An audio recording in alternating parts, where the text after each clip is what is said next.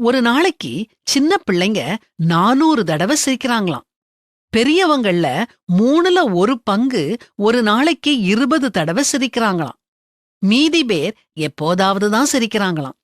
நாம வளர வளர புன்னகைக்கிறதும் வாய்விட்டு சிரிக்கிறதும் நம்மள விட்டு கொஞ்சம் கொஞ்சமா விலகி போகுதுன்னு நினைக்கிறப்போ வருத்தமா இருக்குது இல்லையா?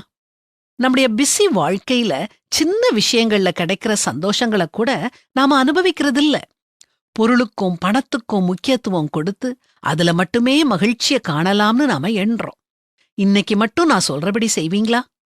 கொஞ்சம் நிதானமா அமைதியா இருங்க.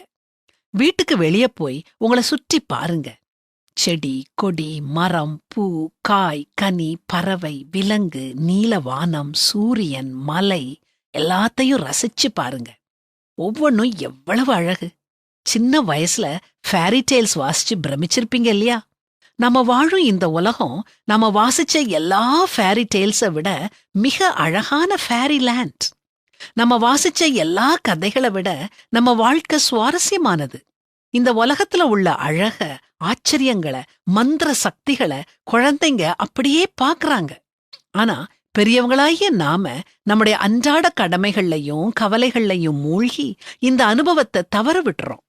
சிறு பிள்ளைகளுக்கேயுரிய ஆர்வத்தையும் ஆச்சரியத்தையும் பற்றிக் கொள்வோம்.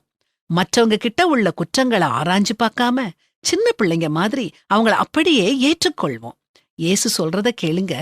நீங்கள் மனம் திரும்பி பிள்ளைகளைப் போல் ஆகாவிட்டால் பரலோக ராஜ்யத்தில் பிரவேசிக்க மாட்டீர்கள் என்று மெய்யாகவே உங்களுக்கு சொல்லுகிறேன். குழந்தைத்தனத்தின் மகத்துவத்தை பற்றிக் கொள்ளுங்க. அடிக்கடி சிரிங்க. உங்களுக்குள்ள குழந்தைய வாழ வையுங்க. இந்த உலகத்திலையும் சந்தோஷமா இருப்பீங்க.